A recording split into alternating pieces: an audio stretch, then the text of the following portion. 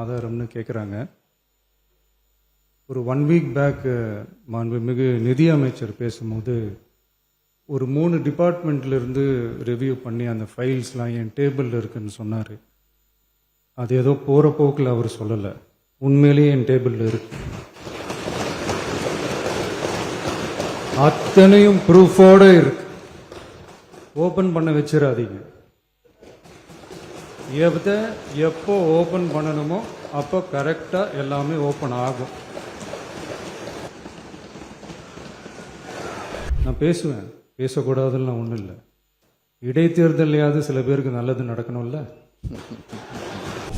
ஆதாரம் ஆதாரம் மாண்பு முதலமைச்சர் உட்காருங்க. மாண்பு முதலமைச்சர் உட்காருங்க. உட்காருங்க. மாண்பு முதலமைச்சர் உட்காருங்க. உட்காருங்க.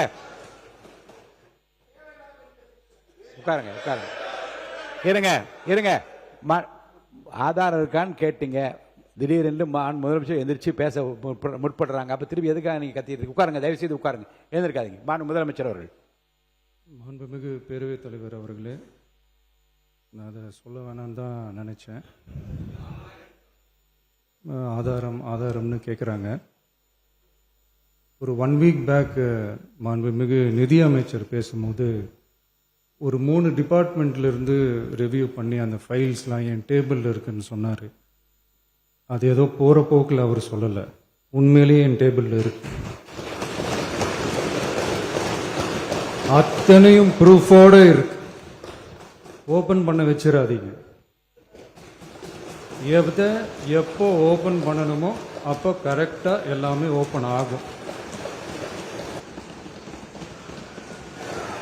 மாண்புமிகு இந்து அறநிலையத்துறை அமைச்சர் அவர்கள். மாண்புமிகு பேரவை தலைவர் அவர்களே, நம்முடைய மதிப்பிற்குரிய அண்ணன்கள் எல்லாருமே பேசுங்கன்றாங்க. ஆனா முதலமைச்சர் பேச ஆரம்பிச்சார்னா, ஆதாரத்தை காட்ட ஆரம்பிச்சார்னா என்ன நடக்கும்ன்றது இதுல இருந்தே நம்ம புரிஞ்சிக்க முடியும். ரெடியா? மாண்பு முதலமைச்சர் அவர்கள்.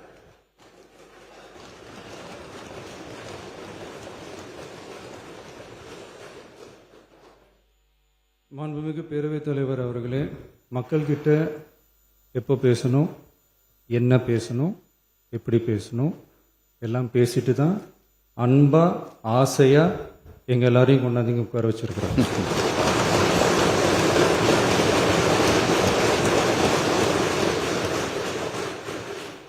நான் பேசுவேன், பேசக்கூடாதுன்னு ஒன்றும் இல்லை. இடைத்தேர்தலையாவது சில பேருக்கு நல்லது நடக்கணும்ல.